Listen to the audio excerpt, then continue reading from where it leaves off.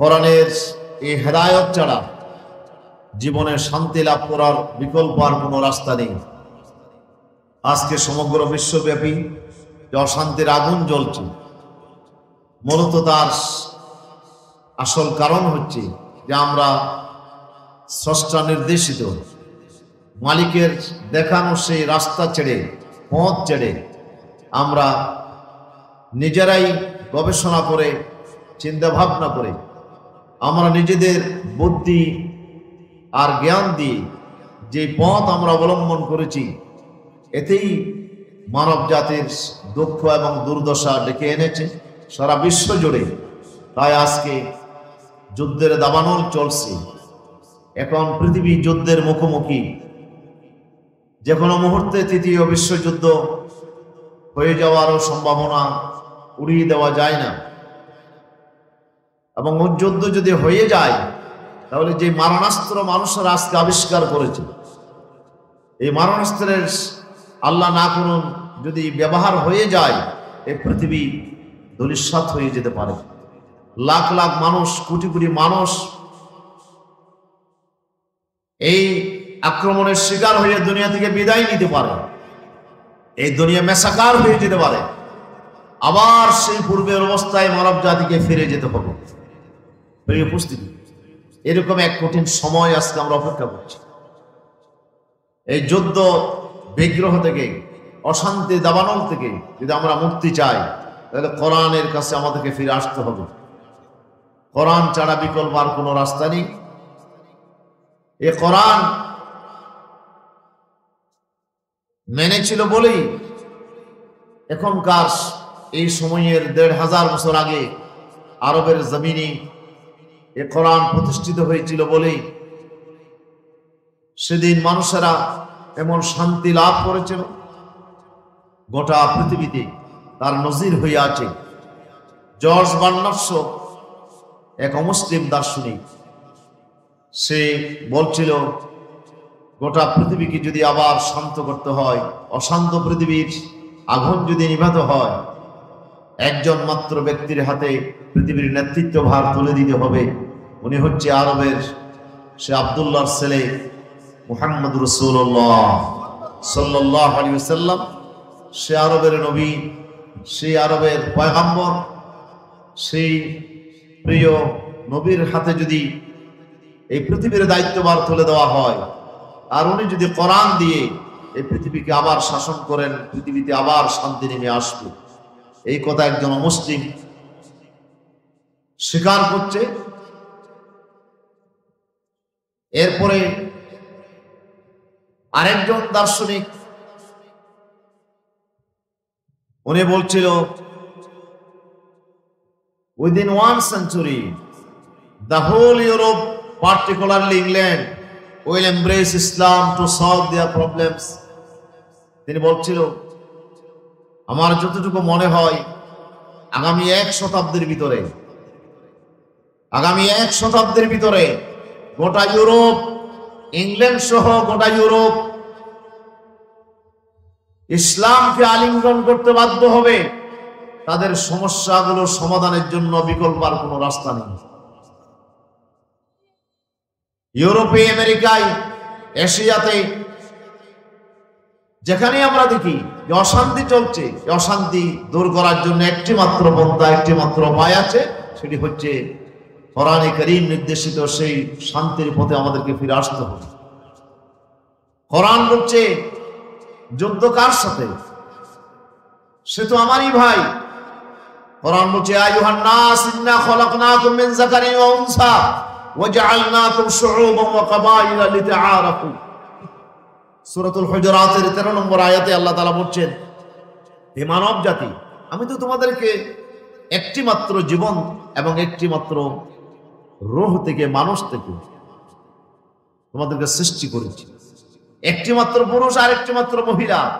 সে আদি পিতা আদম এবং আদি মাতা হাওয়া আলাইহিস সালাম থেকে তোমাদের সৃষ্টি করেছে।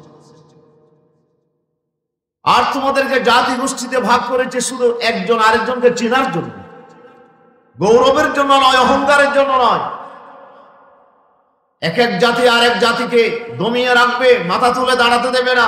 আধিপত্য বিস্তার করবে, একজন আরেকজনকে হত্যা করবে, যুদ্ধ করবে। এই জন্য তো আমি তোমাদেরকে সৃষ্টি করি নাই।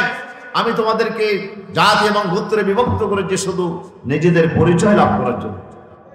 কোরআনের এই বক্তব্য যদি আজকে দুনিয়াবাসী গ্রহণ করে, যুদ্ধের আগুন আবার নিভে যাবে ইনশাআল্লাহ, আবার পৃথিবীতে শান্তি নেমে আসবে। সেই জন্য আসুন কোরআনের প্রতি আমরা ফিরে আসি। আজকে গোটা পৃথিবী জুড়ে আবার ইসলামের পুনর্জাগরণ শুরু হয়েছে।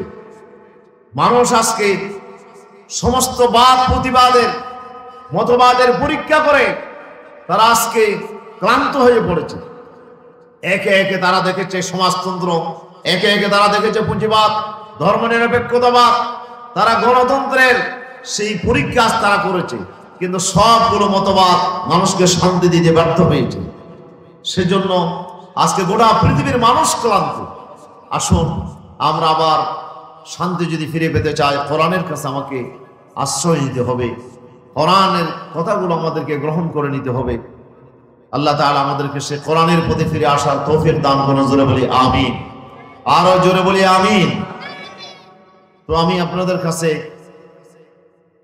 একটি বিষয় ভাইয়েরা দিয়েছেন, যেহেতু ব্যবসায়ী ভাইয়েরা আজকে আয়োজন করেছেন, ব্যবসায়ী ভাইদের জন্য কিছু কথা ওনারা বলার জন্য দৃষ্টি আকর্ষণ করেছেন, বিষয় দিয়েছেন ব্যবসায়ী হালাল হারামের যে বিধান। সময় তো খুবই সংক্ষিপ্ত, অল্প সময়ের ভিতরে যতটুকু বলা যায় চেষ্টা করব। আল্লাহ তাআলা আমাদেরকে বিষয়ের আলোকে দু একটি কথা বলার জন্য তৌফিক দান করুন। সকলে বলি আমিন। কোরআনে কারীম হচ্ছে গোটা বিশ্ব মানব জাতির জন্য আল্লাহ রাব্বুল আলামিন এই কিতাব পাঠিয়েছেন। এখানে আল্লাহ রাব্বুল আলামিন আল্লাহ তাআলা আলোচনা করেছেন মা ফাররাতনা ফিল কিতাবি মিন শাই তিবয়ানাল লিকুল্লি শাই, সব কিছুর বর্ণনা দেওয়ার জন্য আমি কোরআন নাযিল করেছি। এই কোরআনের ভিতরে সবগুলোর সুস্পষ্ট বর্ণনা আছে, মূলনীতিগুলো আল্লাহ তাআলা বলে দিয়েছেন। সব বিষয়ের গুরুত্বপূর্ণ বিষয়গুলো আল্লাহ তাআলা কোরআন মাজিদে কোট করে দিয়েছেন। আল্লাহ রাব্বুল আলামিন বলছেন, এই দুনিয়ার মানুষেরা, আমি যে কোরআন তোমাদের জন্য নাযিল করেছি, লাকাদ আনজালনা ইলাইকুম কিতাবান ফীহি যিকরুকুম আফালা তাআকিলুন, এমন এক কিতাব নাযিল করেছি তোমাদের জন্য, এই কিতাবের ভিতরে তোমাদের সকলের আলোচনা আছে। সুবহানাল্লাহ, ফীহি যিকরুকুম, তোমাদের সকলের আলোচনা আমার কোরআনের ভিতর আছে। তুমি যেই ক্যাটাগরির হও না কেন, তুমি যদি পুরুষ হও, তুমি যদি নারী হও, তুমি যদি যুবক হও, তুমি বৃদ্ধ হও, তুমি লেখক হও, তুমি কবি হও, তুমি ব্যবসায়ী হও, তুমি শ্রমিক হও, তুমি শিল্পী হও, তুমি যেই ক্যাটাগরির হও না কেন, তোমার আলোচনা আমার কোরআনের ভিতর আছে। সুবহানাল্লাহ বলে।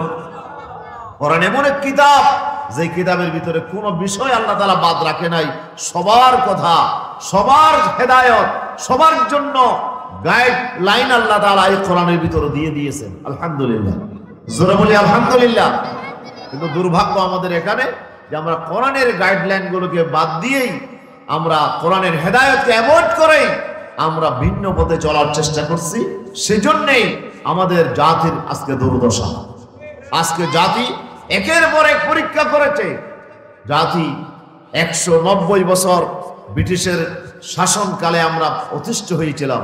আমরা মনে করছিলাম যে ব্রিটিশেরা শাসন করছে বলেই আমরা শান্তি পাচ্ছি না, এই জন্য যেভাবে হোক তাদেরকে তাড়াইতে হবে। এই ব্রিটিশ বিরোধী আন্দোলনে হাজার হাজার মানুষের জীবন আর রক্তের বিনিময় এই দেশকে আমরা স্বাধীন করেছিলাম ব্রিটিশের হাত থেকে, ঠিক কিনা? 47-এ আমরা স্বাধীন হলাম। মুসলিম ভাইয়েরা তাদের সংখ্যাগরিষ্ঠ এলাকাকে পাকিস্তান নাম দিল, আর হিন্দু সংখ্যাগরিষ্ঠ এলাকাকে হিন্দুস্তান নাম দিয়ে দুটি স্বাধীন রাষ্ট্র হলো। আমরা মুসলিম রাষ্ট্র হিসেবে আমরা পাকিস্তানে আমরা 23-24 বছরের যে শাসনকাল আমরা পেয়েছি, সেখানে আমরা কোনো ব্রিটিশ শাসন করে নাই, সব মুসলমান ছিল। কিন্তু দেখা গেল যে আমরা নির্যাতিত হলাম, নিষ্পেষিত হলাম। কারণ কি? চিহ্নিত করলাম যে পাকিস্তানিরাই মনে হয় আমাদেরকে শাসন করার কারণে আমরা কষ্ট পাচ্ছি। কি বলেন? এদেরকে তাড়াইতে হবে। আমরা সবাই মিলে ঐক্যবদ্ধ হয়ে আমরা পাকিস্তানিদের বিরুদ্ধে অস্ত্র ধরলাম, আমরা যুদ্ধ করলাম, আমরা এই দেশকে আবার ৭১ স্বাধীন করলাম। এরপরে বিগত ৫৩ বছর ধরে এই বাংলাদেশকে শাসন করেছে আমাদের ওই বাঙালিরা, ঠিক কিনা বলুন? বাঙালিরাই তো শাসন করেছে। কিন্তু এরপরে এই বাংলাদেশে আমরা কি বাংলাদেশকে আমরা কি উন্নত রাষ্ট্র করতে পেরেছি? আমাদের পরে স্বাধীন হয়ে মালয়েশিয়া, আমাদের পরে স্বাধীন হয়ে সিঙ্গাপুর উন্নত রাষ্ট্র হয়েছে। কিন্তু আমরা যে ভিক্ষার ঝুলি নিয়ে ৭১ যে অবস্থা ছিল, ঠিক এখনো আমরা সেই অবস্থায় এখনো আমরা রয়ে গেছি। গোটা দেশ আজকে দুর্নীতিতে আখন্দ নিমজ্জিত হয়ে গেছে, ঠিক কিনা বলেন?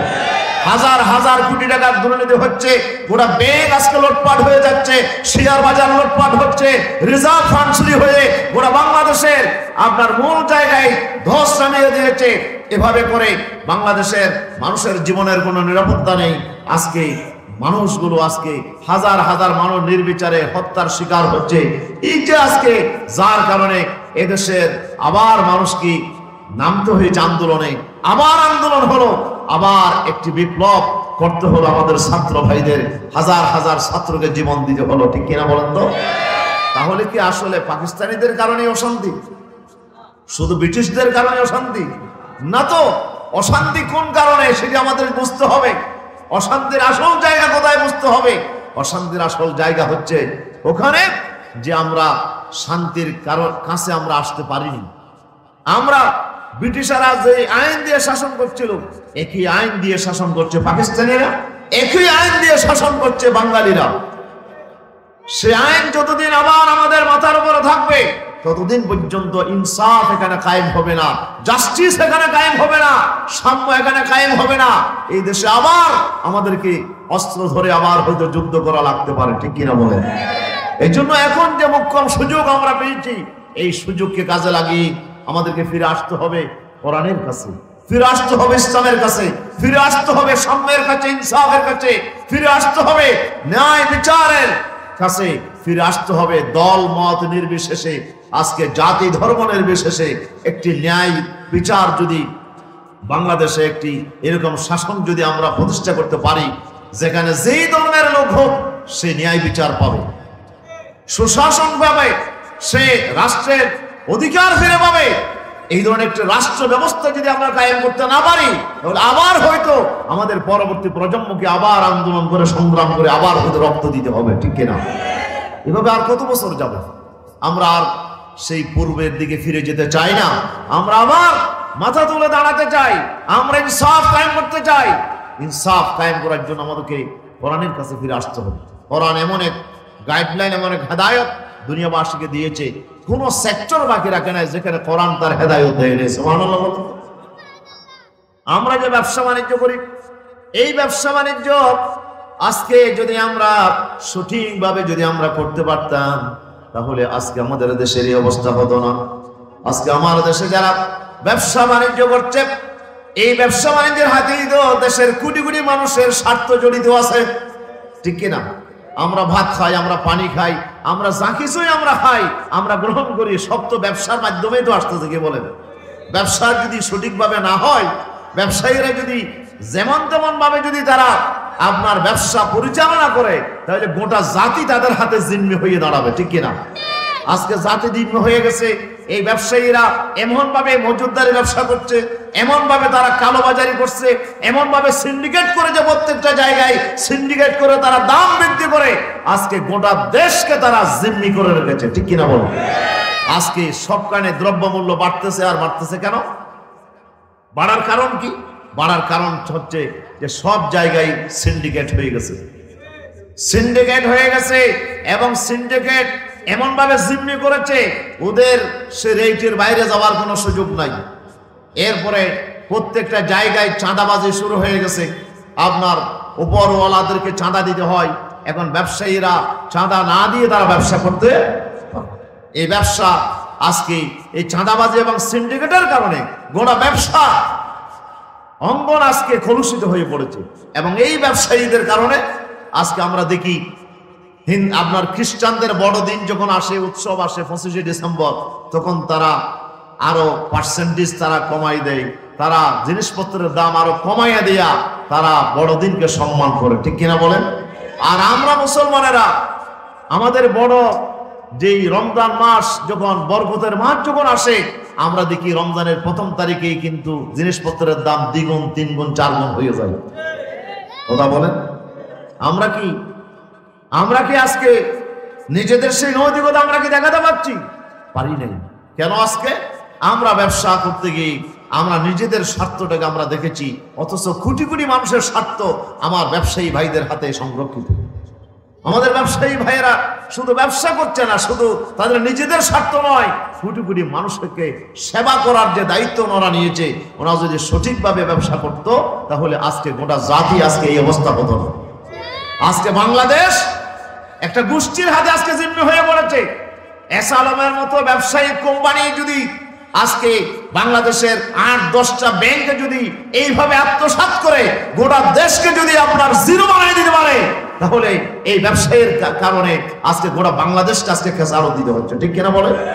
এই জন্য আমাদেরকে ব্যবসার অঙ্গনে ইসলাম যে হেদায়ত দিয়েছে, ইসলামের সেই গাইডলাইন যদি আমরা ফলো করতে পারতাম, তাহলে আমাদের গোটা জাতি আজকে ব্যবসায়ীদের হাতে জিম্মি হতো না। আর ব্যবসায়ীরাও আজকে তাদের সে অনৈতিকতার কারণে আজকে তাদেরকে দেশ ছাড়া হতো না। আজকে এসআলমের মতো কোম্পানি এমন ভাবে আজকে দেশ ছাড়া হয়েছে, নিজের মায়ের জানাজায় পর্যন্ত তারা আসতে পারছে না। ঠিক কিনা বলেন?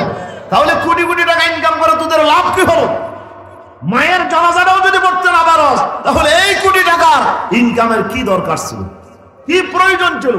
ইসলাম আমাদেরকে এমন এক সুন্দর, এমন এক নীতি, এমন এক শাসন ব্যবস্থা, এমন এক জীবন ব্যবস্থা ইসলাম আমাদেরকে উপহার দিয়েছে। আমরা যদি সেটি ফলো করতাম তাহলে নিজেও শান্তি পেতাম, গোটা জাতিও শান্তি পেত। ঠিক কিনা? এই জন্য আজকে আমরা আলোচনা করব কোরআনে মজিদ থেকে সূরাতুল বাকারার 275 নম্বর আয়াত। কত নম্বর আয়াত বলেন তো? পুরো আয়াত আমি পড়ি না, একটি অংশ বিশেষ তেলাওয়াত করেছি।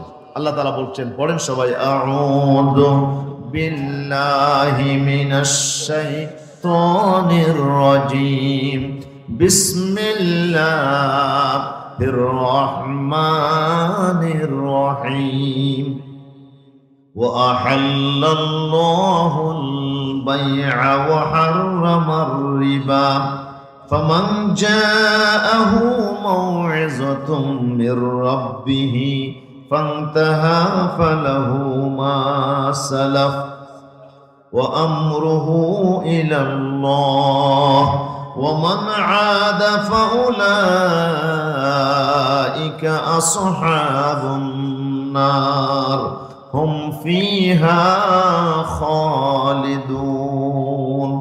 সাদাকাল্লাহুল আযীম। আল্লাহ তাআলা ইরশাদ করছেন, আমি আল্লাহ তাআলা ব্যবসাকে হালাল করে দিয়েছি। ব্যবসাকে হালাল করেছেন কে? ওয়াহাররামার রিবা। আর আল্লাহ তাআলা সুদকে হারাম করে দিয়েছেন। ব্যবসাকে হালাল করেছেন আর সুদকে হারাম করেছেন। ফামান জাআহু মাউইযাতুম মির রাব্বিহ,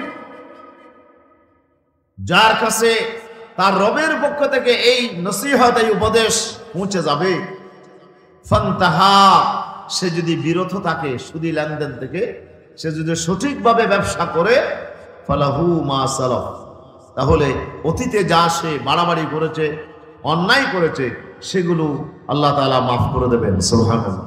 ওয়া আমরুহু ইলাল্লাহ, তার বিষয়টা ফায়সালা হবে কার হাতে? আল্লাহর হাতে।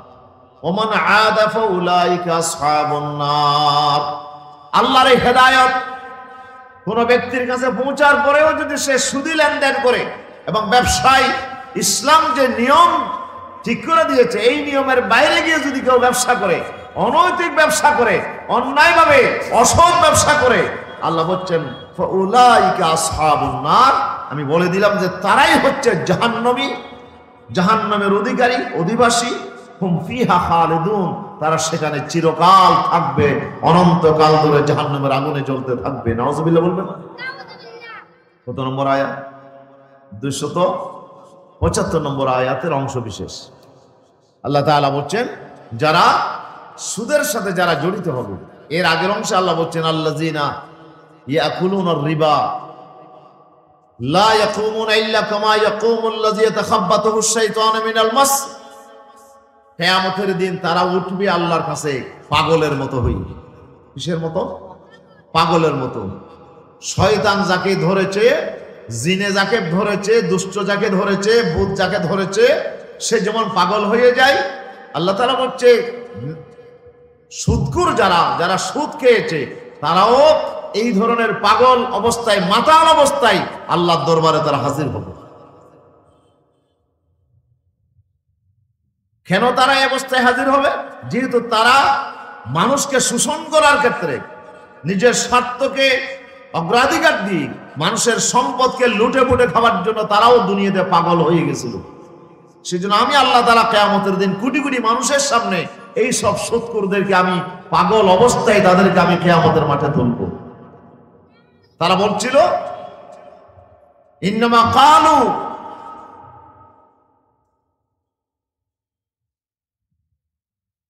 ইন্নামাল বাইউ মিসলুর রিবা, তারা বলছিল বেচা কিনাও তো, ব্যবসাও তো সুদের মতো, সুদের মধ্যেও লাভ হয়, ব্যবসা তো লাভ হয়, অসুবিধা কি? তারা সুদ আর ব্যবসাকে একরকম করেছিল। আল্লাহ বলছেন আমি সুদ আর ব্যবসাকে একরকম করি নাই, আমি আল্লাহ তাআলা সুদকে হারাম করে দিয়েছি আর ব্যবসাকে করেছি হালাল। জোরে বলি আল্লাহু আকবার। সেজন্য আমাদেরকে আল্লাহ তাআলা যে ব্যবসার কথা বলেছেন, ব্যবসাকে আল্লাহ কি বললেন? বলেন না, ব্যবসা কি? হালাল। তাহলে সুদ হারাম, ব্যবসা হালাল। ব্যবসা কি? ব্যবসা হচ্ছে মালের বিনিময়ে মাল আদান প্রদান করা। ব্যবসা বলা হয় মুবাদালাতুল মাল বিল মাল বিতরাদি, পরস্পরের সন্তুষ্টির ভিত্তিতে মালের আদান প্রদান করাকে বলা হয় ব্যবসা। উনি একটা মাল দিল, আমি একটা মাল দিলাম। ব্যবসা ছাড়া তো দুনিয়াতে মানুষ চলতে পারে না, যেহেতু সব জিনিস তো আমার কাছে নাই। হ্যাঁ, আমার কাছে সব জিনিস নাই। আমি হয়তো চাষি, আমি হয়তো ধান উৎপাদন করি, কিন্তু আমার কাছে তো কাপড় নাই। কাপড় আছে আরেক ভাইয়ের কাছে, উনি কাপড় বানায়, উনি কিন্তু আবার ধান উৎপাদন করে না। উনি আপনার খাবারের জন্য চাষির মুখাপিকি, আবার চাষি কাপড়ের জন্য ওই লোকের মুখাপিকি যিনি কাপড় তৈরি করে, ঠিক কিনা বলেন? তাহলে আমরা একজন আরেকজনের মুখাপিকি। তাহলে সুতরাং একজনকে তার চাহিদা পূরণের জন্য আরেক ভাইয়ের দ্বারস্থ হতে হবে, এবং আরেক ভাইয়ের কাছে যে মাল আছে সেটা আমার কাছে যেই মাল আছে মালের বিনিময়ে তাকে আপনার বিনিময় করেই আমাকে সেই মাল আনতে হবে, ঠিক কিনা? এবং এই বিনিময়ের জন্য মানুষেরা মুদ্রা আবিষ্কার করেছে। মুদ্রার বিনিময়ে, মুদ্রার মাধ্যমে একটা তাদের সে মালগুলো তারা তাদের চাহিদা মতো তারা কিনে নেয়। তাহলে এর অপোজিটে তারা মুদ্রা হস্তান্তর করে, মুদ্রার বিনিময়ে হয়, অথবা বস্তুর বিনিময়ে বস্তু বিনিময় করে এই যে লেনদেন করা হয়, এটাকে বলা হয় ব্যবসা। এটাকে বলা হয় ব্যবসা। ব্যবসার মধ্যে বিনিময় আছে। কি আছে? বিনিময় আছে, উভয় পক্ষের বিনিময় আছে, উভয় পক্ষ বিনিময় করে, এটা হলো ব্যবসা। কিন্তু সুদ কি? সুদ হচ্ছে বিনিময় ছাড়া। সুদ কি? বিনিময় ছাড়া। সুদ হচ্ছে বিনিময় ছাড়া। আমি বিনিময় দিলাম না, বরঞ্চ আমি বললাম 1000 টাকা দিলাম, আমাকে তো 1000 টাকা দিতেই হবে, কিন্তু 1000-এর অতিরিক্ত আরো কিছু দিতে হবে, আরো 500 টাকা আমাকে অতিরিক্ত দিতে হবে, 200 টাকা অতিরিক্ত দিতে হবে। এটার কোনো বিনিময় নাই, এটার কোনো বিনিময় নাই। তাহলে বিনিময় ছাড়া যা আপনি নিলেন, এটা আরেক ভাইয়ের উপর আপনি জুলুম করলেন, অন্যায় করলেন, শোষণ করলেন, তাকে ঠেকাই ফেলেন, তার সম্পদ আপনি আপনার শোষণ করে নিয়ে নিলেন। এই জন্য সুদকে আল্লাহ তাআলা হারাম করে দিয়েছেন। আল্লাহ রাব্বুল আলামিন বলছেন আমি ব্যবসাকে হালাল করে দিলাম আর সুদকে আমি আল্লাহ তাআলা হারাম করে দিলাম। আর ব্যবসা যে আল্লাহ হালাল করলেন, সবগুলো ব্যবসা আবার হালাল নয়, তার মধ্যেও আবার বেশ কম আছে। তার মধ্যে কি আছে? 3 প্রকার ব্যবসা আছে। কয় প্রকার বলেন তো? ব্যবসা কয় প্রকার? 3 প্রকার ব্যবসা আছে। 3 প্রকার ব্যবসার ভিতরে এক প্রকার ব্যবসা একেবারে হারাম, একে বলা হয় বাইয়ে বাতিল। একবারে বাতিল, একবারে হারাম বেচা কিনা, এটা শরীয়তে জায়েজ নাই। শরীয়ত এটাকে হারাম করে দিয়েছে। এটা কি? শরীয়ত বলছে মালের বিনিময়ে মাল হইতে হবে। মাল মানে কোনটা? যেটার দ্বারা আমি উপকৃত হতে পারবো, এটাই আমার জন্য মাল। কি বলেন, ঠিক কিনা? কিন্তু শরীয়তে যে জিনিস আমার জন্য হারাম করে দিয়েছেন, এটার থেকে তো আমি উপকৃত হতে পারি না। আল্লাহ তাআলা শুকর আমার জন্য হারাম করেছেন। এখন শুকর যদি আমার কাছে থাকে, আমি কি এটা খাইতে পারবো? এটা কি আমি জবাই করে বিক্রি করতে পারবো? হ্যাঁ, এটার থেকে আমি উপকৃত হবো, এটা হারাম। হারাম জিনিস, এটা খাওয়াও যাবে না, বিক্রিও করা যাবে না। আমার কাছে একটা মরা প্রাণী আছে, এটা আল্লাহ হারাম করে দিয়েছেন। এই মরা প্রাণীটা আমি আরেকজনকে দিয়ে যদি কিছু টাকা পয়সা নিই, দেখি হালাল হইল? সে টাকা দিল, হালাল জিনিস, আমি দিলাম যে এটা হারাম, সে তো এই মরা জিনিসটা কিছু করতে পারবে না, সেই মরা জিনিসটা তো সেই বুক করতে পারবে না। সেজন্য মালের বিনিময়ে মাল হতে হবে। মালের বিনিময়ে মাল যদি না হয়, কোন এক পক্ষ যদি গাইরে মাল দিয়ে দেয়, অন্য কিছু দিয়ে যায় যেটা শরীয়তের দৃষ্টিতে মাল নয়, তাহলে এই ব্যবসা শরীয়তে জায়েজ নাই, হারাম হারাম হারাম, ঠিক কিনা?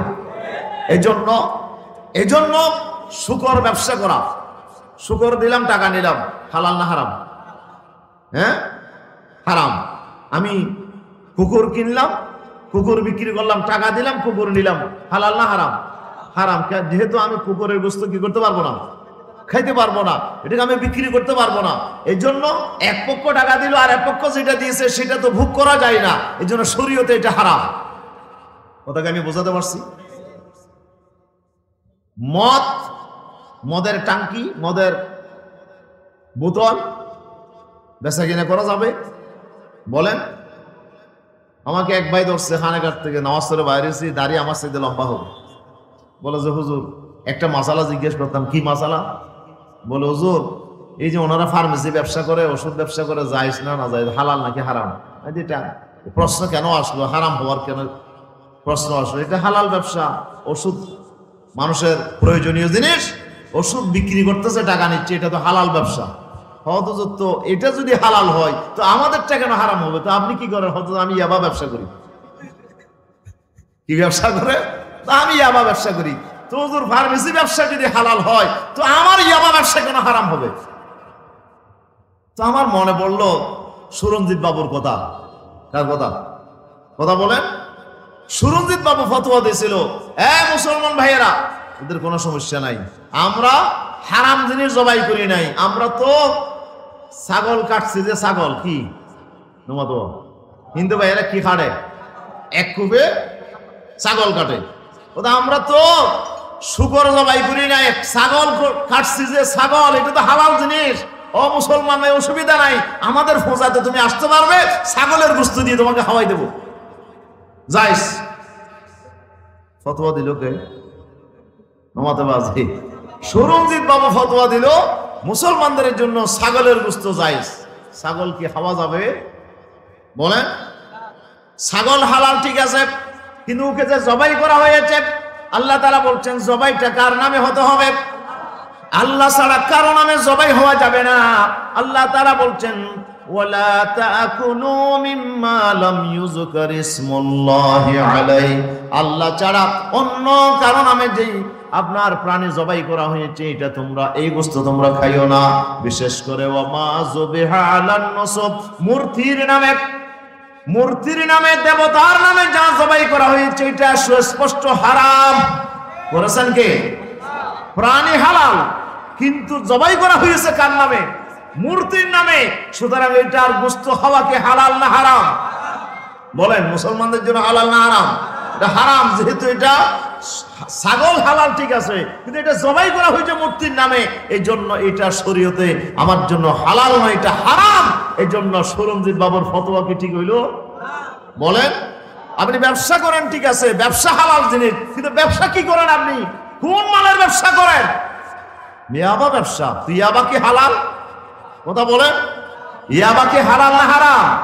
তাহলে ইয়াবা যদি হারাম হয়, মদ শুধু হারাম নয়, মদের বেচা কিনাও হালাল, মদের ব্যবসাও হারাম। মদ শুধু হারাম নয়, মদের বেচা কিনাও হারাম, মদের আনা নিয়ে হারাম। রাসূলুল্লাহ বলেছেন মদের সাথে সম্পৃক্ত 10 প্রকারের মানুষের উপরে আল্লাহর লানত তাদের উপরে, ঠিক কিনা?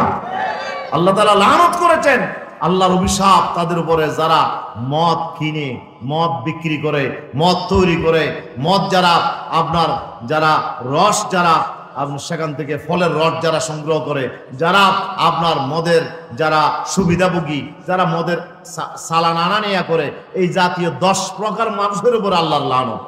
একজনে টাকা দিল, আর এক পক্ষ মাল দেয় না, সে মদ দিয়েছে, সুতরাং এই বেচা কিনা শরীয়তে জায়েজ হবে না, এটা শরীয়তে হারাম হারাম হারাম।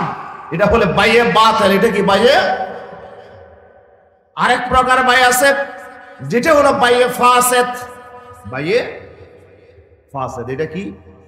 বাইয়ে ফাসেদ হচ্ছে মাল ঠিক আছে, দোনো পক্ষে মাল ঠিক আছে, লেনদেন ঠিক আছে, তবে কিছু এমন শর্ত দিয়েছে, শর্তের কারণে বাইটা স্থগিত থাকবে, বাইটা এটা অনুমোদনযোগ্য নয়, এটা বাইটা শরীয়তে অনুমোদন পাবে না যতক্ষণ পর্যন্ত শর্তটা আপনার ক্যান্সেল হয়ে যায় না। অনৈতিক একটা শর্ত দিয়েছে, অথবা মাল ঠিক আছে কিন্তু মালটা অনুপস্থিত। মালটা কি? অনুপস্থিত। আপনি মাছ বিক্রি করলেন, মাছ কিনতে এখনো পুকুর থেকে তুলেন নাই, মাছ কোথায়? পুকুরের ভিতরে। আমাদের দেশে এরকম বিক্রি হয় না? হ্যাঁ, পুকুর পুরা পুকুর বিক্রি করে বলছে, কিন্তু পুকুরে আসলে মাছ আছে না নাই, কি পরিমাণ আছে আমরা কেউ জানি না, ঠিক কিনা? এখানে বেশও হইতে পারে, কমও হইতে পারে। যদি মাছ বেশি হয় তাহলে বিক্রেতা বলবে হাই আফসুস, আমি তো কেন এটাকে 20,000 টাকায় লাগাইলাম, আমি তো মনে হয় 1 লাখ টাকার মাছ পাইতাম, আমি তো তুলে বিক্রি করলে 1 লাখ টাকা পাইতাম, আমার তো 80,000 টাকা লস হয়ে গেল, ঠিক কিনা? আর যদি মাছ নিচে 20,000 টাকায় কিন্তু বিক্রি করে পাইছে 10,000 বা 5,000, এখন যে কিনছে সে কপালে হাত দেবে না? বলে আমি তো বড় ভুল করলাম, হ্যাঁ মাছের লড়া দেখে আমি কিনলাম কিন্তু আসলে তো মাছ নাই এখানে, এটা তো আমি বড় ভুল করে ফেললাম, এই লোকটা ক্ষতিগ্রস্ত হয়ে যাবে। এই জন্য শরীয়তে বলছে এমন যদি দুই পক্ষের কোন একটা পক্ষ যদি ক্ষতিগ্রস্ত হয়ে যায় বেচা কেনায়, সেই বেচা কেনা শরীয়তে জায়েজ নাই, ঠিক কিনা? এটা যতক্ষণ পর্যন্ত এই অনৈতিক শর্তটা এটা আপনার তুলে দেওয়া হবে না ততদিন পর্যন্ত এই ব্যবসা অনুমোদন দেওয়া যাবে না। কথা ঠিক আছে? ব্যবসা ঠিক আছে, তবে হালাল হবে কখন? মাছ তুলে পরিমাণ অনুসারে আবার বিক্রি করতে হবে। আপনি আগে বিক্রি করছিলেন কিন্তু তখন তো মাছ নাই, মাছ তুলেন নাই, মাছ তোলার পরে যদি আপনি এটা আবার বিক্রি করেন, কেনা বিক্রা যদি হয় তাহলে এই ব্যবসা জায়েজ, আর না হয়ে ব্যবসা কি হবে না? জায়েজ। কথা কি বুঝাইতে পারছেন? অনৈতিক একটা শর্ত দিয়েছে, কেমন? আপনি একটা ঘর কিনলেন, ঘরের রেজিস্ট্রি হয়ে গেল, কি হয়ে গেল? রেজিস্ট্রি হয়ে গেল, টাকা দিলেন, সে ঘর বুঝাইয়া দেবেন, কিন্তু সে বলে না না আমি ঘরটা বুঝাই দেবো না, 1 বছর আমি এই ঘরে থাকবো। কিন্তু আপনি তো কিনার সাথে সাথে ঘরের মালিক হয়ে গেছেন, তাহলে 1 বছর পর্যন্ত তো সে বুক করে, আপনি তো ভাড়া পাইতেন, আপনি তো এখানে এই ঘরটা আপনি বুক করতে পারতেন, 1 বছর যে আপনি থাকতে পারছেন এটা আপনার লস হয়ে গেল, ঠিক কিনা? এই যে একটা অনৈতিক শর্ত দিলে, এই শর্তের কারণে বেচা কিনাটা শরীয়তে অনুমোদিত হবে না, এটাকে বলে বাইয়ে ফাসেদ। বাইয়ে ফাসেদ, এটা ফাসেদ বেচা কিনা, এই জন্য এটা শরীয়তে অনুমোদনযোগ্য নয়। এই ধরনের বেচা কিনা করতে গিয়ে মাল অনুপস্থিত থাকা যাবে না, মাল উপস্থিত থাকতে হবে দোনো পক্ষ, এবং মালটা শরীয়ত অনুসারে মাল হইতে হবে, এবং অনৈতিক কোন শর্ত সেখানে যদি না দেওয়া হয় তাহলেই ব্যবসাটা সহি হবে, ব্যবসাটা জায়েজ হবে, ব্যবসাটা বিশুদ্ধ হবে, ঠিক কিনা? এই জন্য আরেক প্রকারের ব্যবসা হচ্ছে বিশুদ্ধ ব্যবসা। কি ব্যবসা বলেন তো? বিশুদ্ধ ব্যবসা, বাইয়ে সহি বলা হয় এটাকে। তাহলে বাই কয় প্রকার হলো? 3 প্রকার। এক প্রকার বাই হচ্ছে বাতিল, এটা কোনোভাবেই বৈধ হওয়ার সুযোগ নাই, এটা অবৈধ ব্যবসা। আরেকটি হচ্ছে বৈধ, তবে শর্ত কারণে, বাহ্যিক একটা কারণে এটা অনুমোদন দেওয়া যাচ্ছে না, এটা স্থগিত থাকবে এই বাইটা। 3 নাম্বার, যদি এইরকম কোনো অনৈতিক শর্ত না থাকে এবং উভয় পক্ষে যে মাল আছে মালটা যদি সঠিক হয় শরীয়ত অনুসারে, তাহলে বেচার কেনাটা বিশুদ্ধ হবে, এটা বাইয়ে সহি হবে। জোরে বলি আলহামদুলিল্লাহ। তাহলে শরীয়ত চিন্তা করেছে বেচা কেনা করতে গিয়ে আপনি করতে পারবেন, তবে কোনো পক্ষ যেন লুজার না হয়, ক্ষতিগ্রস্ত না হয়, ঠিক কিনা? শরীয়তের মূলনীতি হচ্ছে কেউ কাউকে ঠকাইতে পারবে, কেউ কাউকে ক্ষতিগ্রস্ত করতে পারবে না, পারবে না, পারবে না। যেই ব্যবসা কারণে এক ভাই অপর ভাইকে ক্ষতিগ্রস্ত করে, এক ভাই অপর ভাইয়ের লস করে, সেটা শরীয়ত অনুমোদন করে না। এই জন্য কিছু ব্যবসা আল্লাহ শরীয়তে হালাল করেছেন, আর কিছু ব্যবসা শরীয়তে হারাম করেছেন, ঠিক কিনা? এই জন্য আমাদেরকে ব্যবসা করতে হবে কোন ব্যবসা? বলেন তো কোন ব্যবসা? হালাল ব্যবসা। রাসূল সাল্লাল্লাহু আলাইহি ওয়াসাল্লাম বলেছেন যে ইন্না আতিয়াবা মা ইয়াকসিবুর রাজুল, ব্যক্তি যা ইনকাম করে তার মধ্যে সবচেয়ে হালাল হচ্ছে আমালুর রাজুলে বিয়াদিহি, নিজের হাতে যেই পয়সা ইনকাম করে, শ্রম দিয়ে যেই পয়সা ইনকাম করে, এটা সবচেয়ে হালাল। জোরে বলে আল্লাহু আকবার। সবচেয়ে হালাল কোনটা? রিক্সা চালায়, ঠেলা গাড়ি ঠেলে, মাটি কাটে, হ্যাঁ, আপনার কারেন্টের কাজ করে, নিজের শ্রম দিয়ে যে পয়সা উৎপাদন করে ইনকাম করে, এটা হচ্ছে সবচেয়ে হালাল। এরপরে ও কুল্লু বাইন মাবরুরিন, আল্লাহ রাসূল হচ্ছে বিশুদ্ধ বেচাকেনা যারা করে, হালাল ব্যবসা যারা করে, হালাল ব্যবসার সাথে যারা সম্পৃক্ত, হালাল ব্যবসার মাধ্যমে যা ইনকাম করে, এটা সবচেয়ে পবিত্র। শ্রমিকের ইনকামের পরে ব্যবসায়ীর ইনকামটা হচ্ছে হালাল। কথা বুঝাইতে পারছি? তাহলে ব্যবসা আল্লাহ তাআলা করার জন্য আমাদেরকে আদেশ করেছেন। যারা ব্যবসা করে আল্লাহ তাআলা তাদেরকে ভালোবাসেন, যেহেতু তারা আরেক ভাইয়ের অভাব মোচনের জন্য চেষ্টা করে। ব্যবসা করা মানে আরেকজন ভাই, তার কাছে চাল নাই, তার কাছে ডাল নাই, তার কাছে ডিম নাই, তার কাছে মুরগি নাই, তার এটা প্রয়োজন, আমি এনে তাকে সাপ্লাই দিলাম, আমি তো আরেকজনের উপকার করলাম। ঠিক কিনা বলেন না? এই জন্য ব্যবসা মানে হচ্ছে আরেকজনের উপকার করা। ব্যবসা মানে কি করা? আরেক ভাইয়ের উপকার করা। এই জন্য বিশ্বনবী সাল্লাল্লাহু আলাইহি ওয়াসাল্লাম একদিন বাজারে গেলেন। বাজারে যাওয়ার পরে বিশ্বনবী বললেন, আইয়ুহাত তুজ্জার, এ ব্যবসায়ীরা। এই কথা বলার সাথে সাথে ফারাফাউ রুউসাহুম ওয়া আবসারহুম, তারা সবাই তাদের মাথা তুললো, তাদের চোখ তুললো, তারা সবাই রাসূলুল্লাহর দিকে দেখলো। ডাক দিয়েছেন কেউ নয়, উনি বিশ্ব নবী মুহাম্মদ রাসূলুল্লাহ। জোরে বলি সাল্লাল্লাহু আলাইহি ওয়াসাল্লাম। সবাই আল্লাহ রাসূলের দিকে দেখলেন। এরপর আল্লাহর পয়গম্বর বললেন, এ ব্যবসায়ীরা শোনো, ইন্নাত তুজ্জারা ইউবআসুনা ইয়াউমাল কিয়ামতি ফুজ্জারা। কিয়ামতের দিন যত ব্যবসায়ী আছে, সব ব্যবসায়ীরা কিয়ামতের দিন তারা সবাই বদকারের দলে তাদের হাসর হবে। ব্যবসায়ীদের হাসর হবে কার সাথে? বদকার অবস্থায়, পাপিষ্ঠদের দলে ওদের হাসর হবে। কিয়ামতের মাঠে সব ব্যবসায়ীরা উঠবে পাপিষ্ঠ হয়ে, আল্লাহর কাছে আসামি অবস্থায় তারা উঠবে। জোরে বলি সুবহানাল্লাহ। তবে তিন প্রকারের ব্যবসায়ী ছাড়া, ইল্লা মান,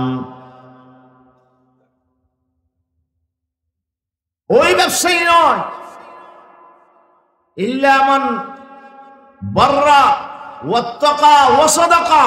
সুবহানাল্লাহ। যে আল্লাহকে ভয় করে ব্যবসা করেছে। কি করেছে? ইল্লা মানিত্তাকা, যে আল্লাহকে ভয় করে ব্যবসা করেছে। যেমন তেমন ব্যবসা করে নাই, যেন তেন মানুষের পকেট কাটার ব্যবসা করে নাই, আরেকজনকে ক্ষতিগ্রস্ত করার জন্য ব্যবসা করে নাই, আরেকজনকে লসে ফেলার জন্য ব্যবসা করে নাই, বরঞ্চ সে ব্যবসা করতে গিয়ে কাকে ভয় করেছে? আল্লাহকে ভয় করেছে। ইল্লা মানিত্তাকা ওয়া বাররা ওয়া সাদাকা। সুবহানাল্লাহ। এবং সে সততার আশ্রয় নিয়েছে। কিসের আশ্রয় নিয়েছে? সততার আশ্রয় নিয়েছে। মিথ্যা আশ্রয় নেয় নাই। ব্যবসা করতে গিয়ে সঠিকভাবে সত্যের সাথে ব্যবসা করেছে। মিথ্যার কোনো গোজামিল, মিথ্যার কোনো আশ্রয় সে গ্রহণ করে নাই। সুবহানাল্লাহ। 3 নাম্বার, সে বাররা, সে ইহসান করেছে। ব্যবসার মাধ্যমে যে টাকা পয়সা তার ইনকাম হয়েছে, এই ইনকামের টাকা দিয়ে সে গরিব অসহায়, আপনার কত অগণিত মানুষ আপনার অসহায় অবস্থায় সমাজের মধ্যে আছে, তার আত্মীয় স্বজন আছে, হ্যাঁ, গরিব অবস্থায়, এদেরকে সে সহযোগিতা করেছে, তাদের প্রতি ইহসান করেছে, গরিবদের প্রতি, আপনার আত্মীয় স্বজনের প্রতি হক আদায় করেছে, গরিব এতিম মিসকিনের হক আদায় করেছে, বিধবার হক আদায় করেছে, আপনার আল্লাহর দ্বীনের জন্য জিহাদের ময়দানে আল্লাহর দ্বীনের তহবিলে সে দান করেছে, মসজিদ মাদ্রাসা নির্মাণের কাজে সে সহযোগিতা করেছে। বর্রা, যেই লোকটা এই ধরনের নেক কাজ করেছে, সেই লোকটা নজাত পাবে। সুবহানাল্লাহ বলেন। শর্ত কয়টা? হ্যাঁ, মাশাআল্লাহ। কয়টা শর্ত? সব ব্যবসায়ীরা কিয়ামতের দিন ওদের জন্য, ওদেরকে আল্লাহ তাআলা পাপীদের দলে তুলবেন। কারা জান্নাতে যাবে আর কারা জাহান্নামে যাবে আল্লাহ কোরআন মাজিদে বলে দিয়েছেন, ইন্নাল আবরারা লাফি নাঈম ওয়া ইন্নাল ফুজ্জারা লাফি জাহিম। আল্লাহ তাআলা বলছে যারা নেককার তারা যাবে জান্নাতে, আর যারা বদকার, যারা পাপিষ্ঠ, তারা হবে জাহান্নামের অধিকারী। সুতরাং ব্যবসায়ীরা যদি আপনার পাপিষ্ঠদের দলে যদি তারা উঠে, কিয়ামতের দিন তাদের জন্য জাহান্নাম ছাড়া কোনো উপায় থাকবে না। ঠিক কি না? তিন শ্রেণীর ব্যবসায়ী শুধু জাহান্নাম থেকে বাঁচতে পারবে। কয় শ্রেণী বললাম কয় শ্রেণী? তিনটা শর্ত যারা পূরণ করেছে। একটা হচ্ছে ব্যবসা করতে গিয়ে আল্লাহকে ভয় করে চলেছে, আল্লাহর নির্দেশ মতো ব্যবসা করেছে, আল্লাহ যে সব পদ্ধতিগুলো হারাম করে দিয়েছেন সেই সব পদ্ধতিকে সে ত্যাগ করেছে, সে বৈধভাবে আল্লাহর নির্দেশিত পথে ব্যবসা করেছে। আল্লাহু আকবার। দুই নম্বর, সে মিথ্যার কোন আশ্রয় নেয় নাই, সত্যের সাথে সততার সাথে সে আমানতদারিতার সাথে ব্যবসা করেছে, ঠিক কিনা? তিন নম্বর, সে ব্যবসার মাধ্যমে যে টাকা পয়সা তার ইনকাম হয়েছে, এই ইনকামের টাকা শুধু নিজে ভোগ করে নাই, এই টাকা গরিব অসহায় মানুষের জন্য জনকল্যাণমূলক কাজে সে ব্যয় করেছে, খরচ করেছে, দ্বীনের কাজে খরচ করেছে। এই লোকটাই জান্নাত পাবে। জোরে বলি আল্লাহু আকবার। কথা কি বুঝাইতে পারছি আমি? এই জন্য আমার বিশ্বনবী বলেছেন, ক্বালান নাবিয়্যু, জোরে বলি সাল্লাল্লাহু আলাইহি ওয়াসাল্লাম, আত-তাজিরুস সাদুকুল আমিন মান নাবিয়িনা ওয়াস-সিদ্দীকিনা ওয়াশ-শুহাদা। বিশ্বনবী বলেছেন, যেই সব ব্যবসায়ী সত্যবাদী হবে এবং আমানতদার হবে, বিশ্বাসঘাতক হবে না, যারা আমানতদারিতার সাথে, যারা সততার সাথে যারা ব্যবসা করবে, কিয়ামতের দিন তারা আল্লাহর নবীদের সাথে থাকবে, ওরা সিদ্দিকিনদের সাথে থাকবে, শহীদদের সাথে থাকবে, ওদের সাথে হাসর হবে, ওদের সাথে ফুলসারাতে থাকবে, ওদের সাথে আরশে আজিমের নিচে থাকবে, ছায়ার নিচে অংশগ্রহণ করবে, ওদের সাথে আল্লাহর জান্নাতের মেহমান হয়ে যাবে। আল্লাহু আকবার। ব্যবসায়ীদের মর্যাদা অনেক অনেক গুণ বেশি। ব্যবসায়ীরা সঠিকভাবে ব্যবসা করতে পারলে আল্লাহ তাআলা তাদেরকে অফুরন্ত মর্যাদা আল্লাহ তাআলা তাকে দান করবেন। আলহামদুলিল্লাহ। এই জন্য হযরতে ওমর রাদিয়াল্লাহু তাআলা বলছেন, কোরআন শরীফের একটি আয়াত, সূরা মুজাম্মিলের 20 নম্বর আয়াত, আল্লাহ তাআলা বলছেন, ওয়া আখারুনা ইয়াদরিবুনা ফিল আরদি ইয়াবতাগুনা মিন ফাদলিল্লাহ ওয়া আখারুনা ইউকাতিলুনা ফি সাবিলিল্লাহ। আল্লাহর প্রিয় বান্দাদের যে আল্লাহ গুণাবলী বর্ণনা করেছেন, তাদের ভিতরে আল্লাহ কয়েকটা দলের কথা বলছেন। তাদের ভিতরে একদল যারা আল্লাহর দ্বীনের জন্য লড়াই করে, সংগ্রাম করে, যারা জিহাদ করে, যারা আল্লাহর দ্বীনের পক্ষে লড়াই করে, সংগ্রাম করে, এরা আল্লাহর প্রিয় বান্দা, এরা আল্লাহর কি প্রিয় বান্দা। আরেক দল হচ্ছে ওয়া আখারুনা ইয়াদরিবুনা ফিল আরদি, যারা জমিনে হালাল ইনকামের জন্য সফর করে, এক জায়গা থেকে আরেক জায়গায় চলে যায়, ইয়াবতাগুনা মিন ফাদলিল্লাহ, তারা আল্লাহর রিজিক তালাশ করে, তারা ব্যবসা করে, আল্লাহর এই জমিনে হালাল ভাবে যারা রিজিক সঞ্চয় করে, আল্লাহ তাআলা বলছেন তাদের কথা সেখানে আলোচনা করেছেন। সেই জন্য হযরত ওমর বলে, আমি আশা করি যে আমার মৃত্যুটা যেন জিহাদের ময়দানে হয়, আমি যেন শহীদ হিসেবে আল্লাহর দরবারে হাজির হতে পারি। সুবহানাল্লাহ। শহীদ হওয়ার জন্য জিহাদের ময়দানে আমার মৃত্যু আমি কামনা করি, এবং যদি আমি জিহাদের ময়দানে না থাকি, আমি মৃত্যু কামনা করি ব্যবসা করা অবস্থায় যেন আমার মৃত্যু হয়। কি অবস্থায় মৃত্যু হয়? ব্যবসা করা অবস্থায় যেন আমার মৃত্যু হয়। হয়তো আমি আল্লাহর দ্বীনের জন্য লড়াইরত অবস্থায়, আমি যুদ্ধরত অবস্থায় আপনার আল্লাহর দরবারে হাজির হব, অথবা আমি হালাল ইনকাম করার জন্য ব্যবসা করা অবস্থায় আমার মৃত্যু হবে। এটা হযরত ওমরের কামনা ছিল। যেহেতু কোরআন শরীফে আল্লাহ তাআলা একদিকে মুজাহিদের কথা বলেছেন, আর একদিকে আল্লাহ তাআলা ব্যবসায়ীর কথা বলছেন। কার কথা? হালাল যারা ইনকাম করে, যারা হালাল ইনকাম করার জন্য ব্যবসা করে, আল্লাহ তাদের কথা আলোচনা করেছেন। আল্লাহু আকবার। এই জন্য ব্যবসায়ীদের দাম মর্যাদা আছে নাকি নাই? কিন্তু ব্যবসা করতে হবে কি উপায়ে? হালাল উপায়ে। এই জন্য ব্যবসার কিছু মূলনীতি আছে। ব্যবসার কিছু কি আছে? মূলনীতি আছে। সময় তো আমার হাতে নাই, 10-15 মিনিট যা আছে এর ভিতরে দু একটা কথা যেন বলা যায়। 1 নম্বর মূলনীতি হচ্ছে, ব্যবসার 1 নম্বর মূলনীতি হচ্ছে যে ব্যবসা করতে গিয়ে আপনি কারো ক্ষতি করতে পারবেন না। ব্যবসা করতে গিয়ে আপনি কারো ক্ষতি করা যাবে না। কাউকে ক্ষতিগ্রস্ত করার মানসিকতা যদি আপনার থাকে, তাহলে আপনার এই ব্যবসা কি হবে না? হালাল হবে না। তাহলে ব্যবসা করতে গিয়ে কারো ক্ষতি করা যাবে না। রাসূল সাল্লাল্লাহু আলাইহি ওয়াসাল্লামের একটি হাদিস ইবনে মাজাতে এসেছে, 2341 নম্বর হাদিস, ক্বালা আন্না রাসূলুল্লাহ সাল্লাল্লাহু আলাইহি ওয়াসাল্লাম ক্বাদা আল্লা দরারা ওয়ালা দরার। বিশ্বনবী ফয়সালা করেছেন কাউকে ক্ষতি করা যাবে না, নিজে ক্ষতিগ্রস্ত হওয়া যাবে না। ব্যবসা করতে গিয়ে নিজেও ক্ষতিগ্রস্ত হব না, আরেকজনকেও ক্ষতিগ্রস্ত করব না, ঠিক না? শুধু আমার লাভ হলো, আরেকজনের ক্ষতি আমি চিন্তা করলাম না, এটা হতে পারে না। আপনি যেমন আপনার ক্ষতিকে অপছন্দ করেন, আপনাকে আরেক ভাইয়ের ক্ষতি হোক এটাও কি করতে হবে? অপছন্দ করতে হবে। শুধু আপনার লাভ চিন্তা করলেন, আরেকজনের লাভের কথা চিন্তা করলেন না, এই ব্যবসা শরীয়তে অনুমোদিত নয়। আপনি ব্যবসা করবেন, তবে আপনাকে আরেক ভাইয়ের ক্ষতির বিষয়টাও কি করতে হবে? চিন্তা করতে হবে। সবসময় আপনার লাভের কথা চিন্তা করলেন তা হবে না। এখন তো আমরা কিছু পাচ্ছি না ফরমালিন ছাড়া। কি ছাড়া? ফরমালিন কেন দেয়? যে ফরমালিন না দিলে জিনিস ফসে যাবে, ফসে গেলে আমার লস হবে। কি বলেন? ব্যবসায়ী ভাইদের যুক্তি হচ্ছে ফরমালিন না দিলে বলেন হ্যাঁ আমার লস হবে। নিজের লস থেকে বাঁচার জন্য দিলেন কি? ফরমালিন। যেটা মৃত লোকের ওই আপনার মরা লাশে যেই ফরমালিন ব্যবহার করা হয় লাশকে অক্ষত রাখার জন্য, সেই ফরমালিনটা আপনি দিয়ে দিলেন মাছের মধ্যে, সেই ফরমালিনটা দিয়ে দিলেন গোশতের মধ্যে, সেই ফরমালিনটা দিয়ে দিলেন ফ্রুটের মধ্যে। তাহলে এই ফরমালিন যুক্ত খাবার খেয়ে আমার হাজার হাজার ভাই আজকে ক্যান্সারে আক্রান্ত হয়ে যাচ্ছে। ঠিক কিনা বলেন? তো আপনি যে ফরমালিন দিয়ে যে আপনি যে ফ্রুট বিক্রি করলেন, ফরমালিন দিয়ে যে আপনি মাছ বিক্রি করলেন, আপনি নিজের স্বার্থটা দেখলেন, নিজের লাভটা আপনি দেখলেন, কিন্তু আরেকজনের লসটা আপনি দেখলেন না। শরীয়তে এই ধরনের ব্যবসা অনুমোদন করে না। কথা বুঝাইতে পারছি? এক নাম্বার মূলনীতি হচ্ছে ব্যবসা করতে গিয়ে আপনি শুধু নিজের লাভটা আপনি দেখবেন না, আরেকজনের বিষয়টাও আপনাকে দেখতে। শুধু একজন নয়, হাজার হাজার লক্ষ লক্ষ কোটি কোটি মানুষের স্বার্থ আপনার এই ব্যবসার সাথে জড়িত আছে। আপনার এই মাল যে কোনো মানুষ খাইতে পারে, যে কোনো একজন ব্যক্তি খাইতে পারে। ইমাম সাহেব খাইতে পারে, হাজি সাহেব খাইতে পারে, একজন ডিসি সাহেব খাইতে পারে, এসপি সাহেব খাইতে পারে, মন্ত্রী সাহেব খাইতে পারে, পারে না?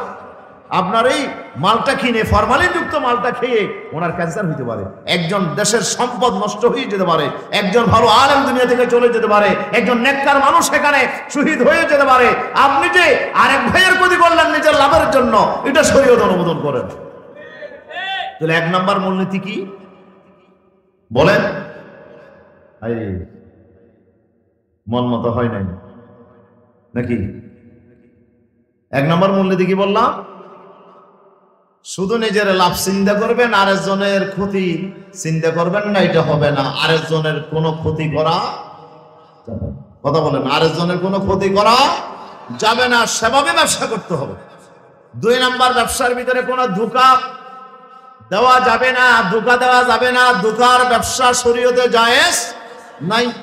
ধোঁকা দিয়ে ফাঁকিবাজি করে প্রতারণার মাধ্যমে আপনি টাকা পয়সা ইনকাম করবেন, সেটা হবে না। রাসূল সাল্লাল্লাহু আলাইহি ওয়াসাল্লাম মাঝে মাঝে আল্লাহর পয়গম্বর মদিনার রাষ্ট্রপতি হওয়ার পরে, মদিনার প্রেসিডেন্ট হওয়ার পরে আল্লাহর পয়গম্বর জনগণের স্বার্থ সংশ্লিষ্ট বিষয় দেখার জন্য, যারা জনগণের দায়িত্বে থাকবে তাদের দায়িত্ব হচ্ছে সেই জনগণের স্বার্থ তাদেরকে দেখতে হবে। এই জন্য জনগণের অবস্থা দেখার জন্য তাদেরকে মাঠে ময়দানে সফর করতে হবে। ঠিক কিনা? হযরত ওমর রাদিয়াল্লাহু আনহু রাতের বেলায় ঘুমাতেন না, ছদ্মবেশে তিনি ঘুরতেন। মদিনার খলিফা হওয়ার পরে ছদ্মবেশে রাতের বেলায় ঘুরতেন, যেহেতু তিনি বুঝে যে খলিফা যারা ক্ষমতার চেয়ারে বসে তাদের সামসার অভাব হয় না, সামিসের অভাব নাই। কি বলেন? ক্ষমতা চেয়ারে যারা বসবে তাদের কিন্তু সামিসের অভাব নাই, তাদের দালালের অভাব নাই। তাদের কাছে যারা আসবে এরা রাতকে দিন বানাবে, দিনকে রাত বানাবে। ওদের কথাই যদি খলিফারা সিদ্ধান্ত নেয়, চেয়ারের মালিক যারা আছে ওরা সিদ্ধান্ত নেয়, তাহলে জনগণের আপনার লাভ হবে না ক্ষতি ছাড়া। ঠিক কিনা? এইসব সুবিধাবাদীরা যারা চেয়ারকে ভুল বুঝিয়ে অনেক কিছু জনগণের ক্ষতি করতে পারে, সেই জন্য হযরত ওমর রাতের বেলায় ছদ্মবেশে তিনি জনগণের কাছে যেতেন, প্রত্যেকের দুঃখ দুর্দশা দেখতেন। আপনার আরেকজনের কথাই বিশ্বাস করতেন না, নিজের চোখে দেখেই তিনি জনগণের জন্য সিদ্ধান্ত নিতেন। এই জন্য যারা রাষ্ট্রপ্রধানের যারা চেয়ারে থাকবে, জনগণের নেতৃত্বের চেয়ারে থাকবে, তাদের জন্য জনগণের স্বার্থ তাদেরকে দেখতে হবে। মদিনার প্রেসিডেন্ট হয়ে বিশ্বনবী বসে থাকতেন না, আল্লাহর প্রিয় হাবিব আল্লাহর নবী বাজার পরিদর্শনে যাইতেন। কি পরিদর্শনে যাইতেন? বাজার পরিদর্শনে যাইতেন। মুসলিম শরীফের 102 নম্বর হাদিস। কত নম্বর হাদিস? 102 নম্বর হাদিস, সহিহ মুসলিমের হাদিস। আবু হুরায়রা হাদিস বর্ণনা করেছেন, রাসূল সাল্লাল্লাহু আলাইহি ওয়াসাল্লাম একদিন বাজার পরিদর্শনে গেলেন। মাররা আলা সুবরাতে তুআমিন, বিশ্বনবী একটা খাদ্যের স্তূপের পাশ দিয়ে গেলেন। একটা খাদ্যের টাল, একটা খাদ্যের টাল ধরেন না, খেজুরের একটা টাল ধরেন বা জবের একটা টাল ধরেন, হ্যাঁ, একটা খাদ্যের টালের একটা পাশ দিয়ে রাসূল অতিক্রম করে গেলেন। ফাদখালা ইয়াদাহু ফিহা, সেখানে রাসূল সাল্লাল্লাহু আলাইহি ওয়াসাল্লাম নিজের হাতটা ঢুকাই দিলেন। সুবহানাল্লাহ।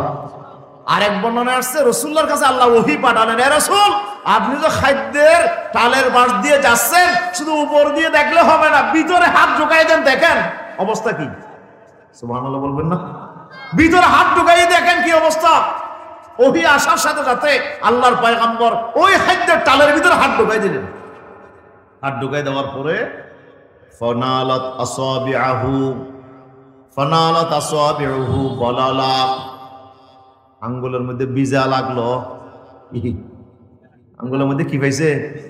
বিজা। বিজা আঙ্গুলের মধ্যে বিজা অনুভব হয়েছে। ফাকালা, তখন আল্লাহ রাসূল বললেন যে মা হাযা ইয়া সাহিবাত তাআম, এই খেজুরওয়ালা, এই জবওয়ালা, এই খাদ্যওয়ালা, মা হাযা, এটা কি আবার? উপরে তো শুকনা রাখছো, ভিতরে আমি ভিজা পাইলাম কেন? ভিতরে ভিজা কেন? ওয়ালা আসাবাতহু সামাউ ইয়া রাসূলুল্লাহ, লোকটা বলল ইয়া রাসূলুল্লাহ, বৃষ্টি হয়েছে। বৃষ্টি কি হয়েছে? বৃষ্টির পানি পড়ছে, তো বৃষ্টির পানি পড়লে খাদ্যগুলো ভিজে গেছে, কিন্তু এখন উপরে গুলো শুকিয়ে গেছে, ভিতরে গুলো ভিজা থাকিয়ে গেছে। সুবহানাল্লাহ বলেন। উপরে গুলো শুকাই গেছে, ভিতরে গুলো ভিজে গেছে, ভিজা রয়ে গেছে। মাশাআল্লাহ, নারায়ে তাকবীর, নারায়ে তাকবীর। 2 নম্বর পয়েন্টে যেটি বলছি, ধোঁকা প্রতারণা দেওয়া যাবে না। ব্যবসা করতে গিয়ে রাসূলুল্লাহ হাত ঢুকাই দিলেন, হাত ঢুকাই দেখলেন যে হাতের মধ্যে ভিজা লাগলো। হুজুর বললেন ভিজা কেন? বলে ইয়া রাসূলুল্লাহ, বৃষ্টিতে ভিজেছে, সবগুলো ভিজে গেছে, কিন্তু উপরের গুলো এখন শুকিয়ে গেছে বাতাস লেগে, ভিতরের গুলো এখনো ভিজা থাকিয়ে গেছে। হুজুর বললেন আফালা জাআলতাহু ফাওকাত তুআম কাইয়ারাহুন নাস, এ খাদ্যওয়ালা, এ ব্যবসায়ী ভাই, ঠিক আছে বুঝলাম বৃষ্টিতে ভিজে গেছে, অসুবিধা নাই, ভিজার তো কথা, ভিজবে, অসুবিধা কি, কিন্তু তুমি ভিজাগুলো উপরে দিলে না কেন? শুকনাগুলোই উপরে রাখলে, ভিজাগুলো নিচে রাখলে কেন? তুমি ভিজাগুলো উপরে তুলে দিতা, জনগণা দেখতো যে এই মালটা কি, কোনো মাথায় মালটা ভিজা, তো ভিজা আর শুকনার ভিতরে পার্থক্য নাই। এই নামাত শুকনাগুলো দিলে ওজন যে পরিমাণ হবে, ভিজাগুলো দিলে আরো বেশি হবে না? অল্প মালেই কেজি পুরাই যাবে, ঠিক না? ভিজা জিনিস দিলে, এটা তো আপনি তো মরিচ বিক্রি করতেছেন, উপরে গুলো সব ঠিক আছে, ভিতরে গুলো ভিজা। কথা বলেন। এইভাবে কত গোজামিল আছে নাকি নাই? আছে। ব্যবসায়ীরা কত গোজামিল করে ব্যবসা করে।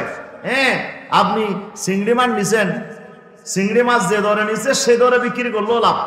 কেমনে লাভ? ওই ফানি দিতে থাকে সবসময়, ফানি ছিটাইতে ছিটাইতে পুরা লাভ 1 কেজি ফানির মধ্যে আপনার নিয়ে ফেলে। এইভাবে কত ধোঁকাবাজি দিয়ে ব্যবসার ভিতরে। প্রিয় উপস্থিতি, আর ছাগলের গোস্তের ভিতরে যে মা ফানে ঢুকানো, এগুলো তো অবাক করার বিষয়। বুঝলেন? বড় ঢুকাতে ফানি, মাশাআল্লাহ, কি যে অবস্থা। আপনি বিক্রি করছেন, এই যে আপনি ধোঁকাবাজি করছেন জনগণের সাথে, ক্রেতার সাথে। রাসূল সাল্লাল্লাহু আলাইহি ওয়াসাল্লাম বলছেন আফালা জাআলতাহু ফাওকাত তুআমে কাইয়ারাহুন নাস, বিজাগুলো কেন উপরে দিলে না, লোকেরা দেখতো। মান গাশশা ফালাইসা মিন্নি, শোনা রাখো, যে ধোঁকাবাজি করবে সে আমি রাসূলের উম্মত হইতে পারবে না, সে আমার অন্তর্ভুক্ত হবে না। কিয়ামতের দিন আমার উম্মত হিসেবে আল্লাহর দরবারে উঠতে পারবে না। হাসরের ময়দানে হাউজে কাউসারের পানি তার নসিব হবে না, হবে না, ঠিক কি না? তুমি যদি শুধু দুনিয়ার লাভ দেখো, তাহলে এইভাবে ধোঁকাবাজি করে ব্যবসা করো, অসুবিধা নাই। আল্লাহর নবীর উম্মত হিসেবে যদি পরিচয় দিতে চাও, তাহলে কিয়ামতের মাঠে উম্মত হিসেবে হাজির হতে চাইলে, তাহলে ধোঁকাবাজের ব্যবসা ছাড়তে হবে। ধোঁকাবাজের ব্যবসা ছাড়তে হবে। কি রকম ধোঁকাবাজি! এক তেলের বিচিওয়ালা বললো, আমার এক কলিগ তেলের বিচিতে চাকরি করে, মালিক কিন্তু বড় নামাজি, দিনদার, ফরেজগার, একবারে পাক্কা হাজি সাহেব।